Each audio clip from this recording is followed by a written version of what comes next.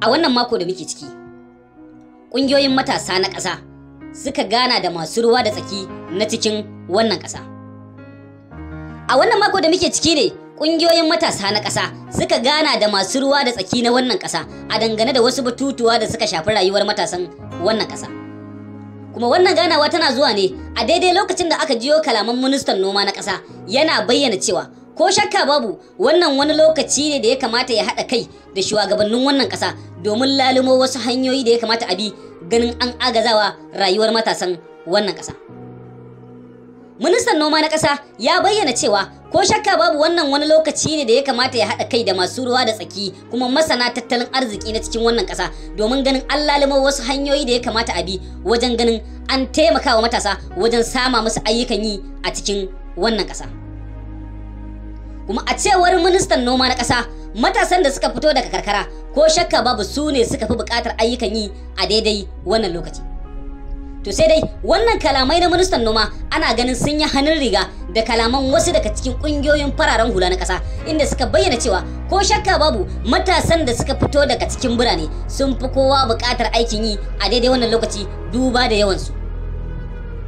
To a daidai wannan lokaci tuni aka yi wata ganawa ta keke da keke tsakanin kungiyoyin matasa na ƙasa da kuma masu ruwa da tsaki na cikin wannan ƙasa a dangane da batutuwan da suka shafi rayuwar matasan na cikin wannan ƙasa, wanda ake ganin a daidai wannan lokaci ko shakka babu hukumomi suna da rawar da za su taka wajen sama ma matasan wannan ƙasa ayyukan yi duba da yadda ake fama da matsaloli na ayyukan yi a cikin wannan ƙasa.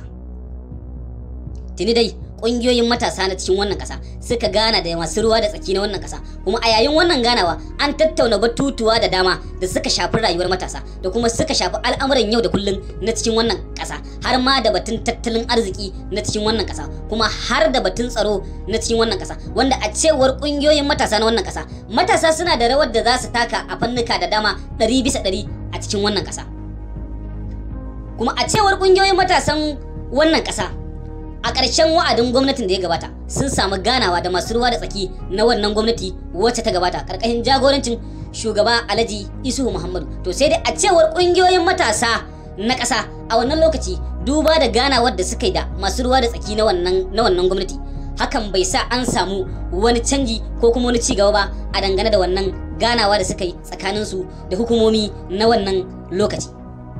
Tuni dai a daidai wannan lokaci an samu ganawa, kuma ana ganin cewa shakka babu wannan ganawa da aka yi tsakanin ƙungiyoyin matasa na wannan ƙasa da kuma masu ruwa da tsaki na cikin wannan ƙasa hakan zai kawo ƙarshen matsalar ayyukan yi da kuma wasu matsatsalu da suka shafi al'amura na yau da kullum na cikin wannan ƙasa.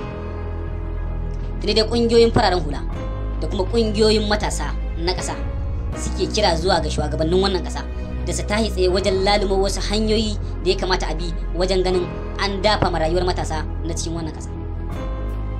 Kuma a daidai lokacin da ake wannan ganawa tsakanin ƙungiyoyin matasan na wannan ƙasa, an jiyo kalaman da shi ministan noma yake bayyana cewa wannan wani lokaci ne da ya kamata